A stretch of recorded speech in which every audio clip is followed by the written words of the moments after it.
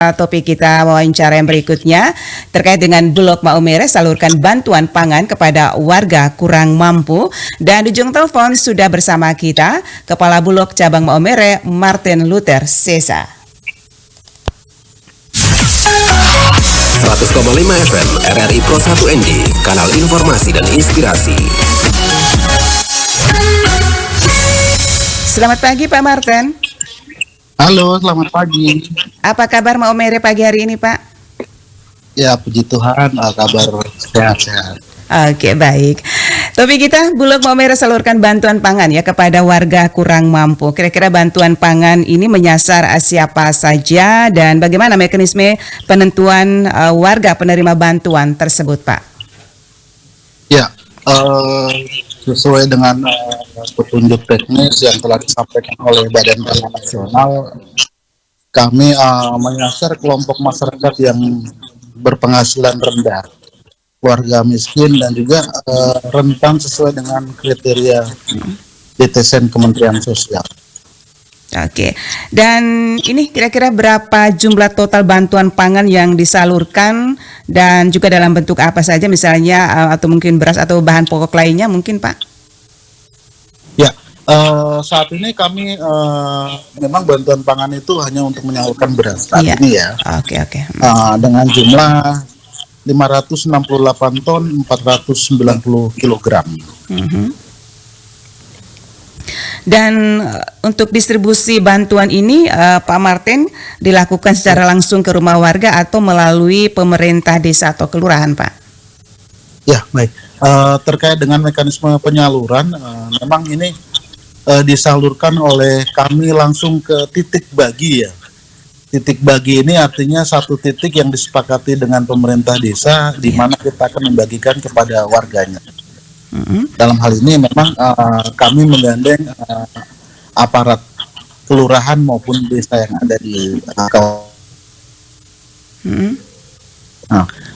Saat ini jumlahnya itu ada 194 dengan 13 kelurahan dan 181 desa ya. Oke. Pak Martin, sejauh ini apakah ada kendala yang dihadapi selama proses distribusi? Misalnya mungkin kendala geografis atau data penerima bantuan Pak? Oke.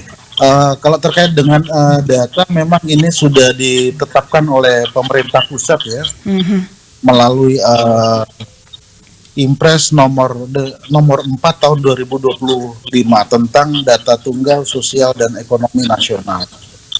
Nah, kendala yang kami hadapi di sini memang jumlah titik bagi ataupun desa kelurahan tadi, memang kami perlu menyiapkan sebanyak 194 tenaga untuk pembagi. Nah, ini memang artinya secara geografis memang menantang sih kalau menurut saya, bukan menjadi hambatan. Oke. Nah, untuk peran koordinasi antara Bulog ya dengan pemerintah daerah atau dinas sosial dalam pelaksanaan bantuan ini seperti apa, Pak Martin? Oh iya, terkait dengan koordinasi ini sebenarnya Dinas Ketahanan Pangan ya sebagai turunan dari Badan Pangan Nasional. Nah, kami berkoordinasi dengan dinas. Kemudian kami kemarin minta kepada dinas untuk menyiapkan tenaga pendamping, dalam hal ini TKSK ya, Tenaga Kesejahteraan Sosial Kecamatan. Mereka yang mendampingi kami di tingkat kecamatan, kemudian turunan ke bawahnya.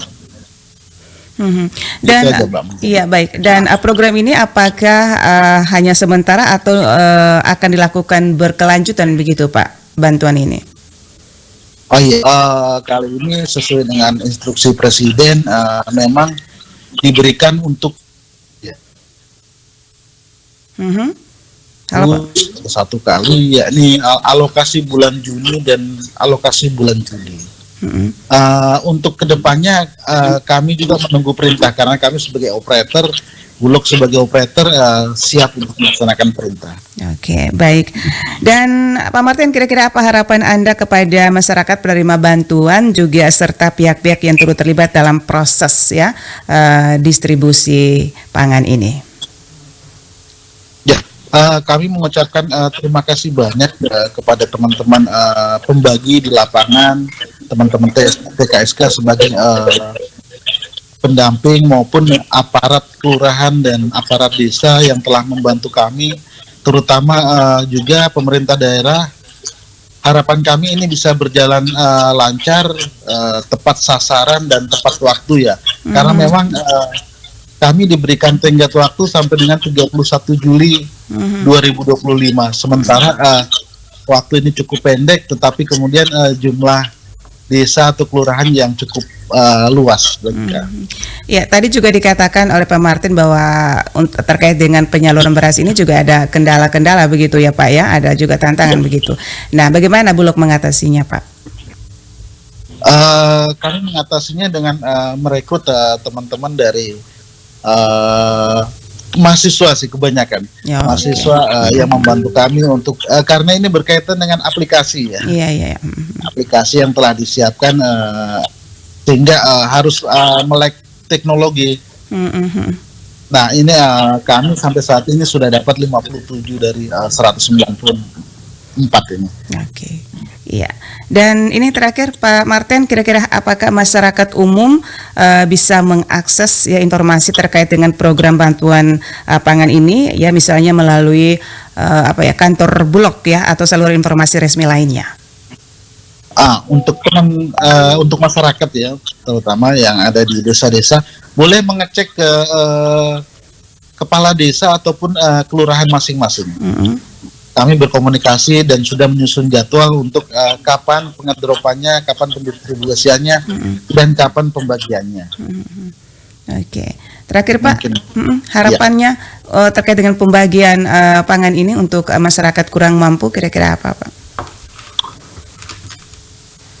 Harapan kami ya mungkin ini bisa diterima dengan baik oleh penerima manfaat atau penerima bantuan ya, dapat dimanfaatkan sehingga kendala ekonomi rumah tangga bisa terbantu lah. Artinya kalau kita melihat saat ini inflasi Kabupaten Sika itu di angka 3,44, paling tidak ini bisa meringankan beban sosial ekonomi para keluarga ini. Baik. Oke, terima kasih Pak Martin atas waktunya pagi hari ini bersama Pro 1 dari ND. Selamat pagi, salam sukses. Baik, ya. Pendengar Pro 1 dimanapun Anda berada, demikian wawancara kami bersama Kepala Bulog Cabang Maumere, Martin Luther Sesa, terkait dengan Bulog Maumere salurkan bantuan pangan kepada warga kurang mampu.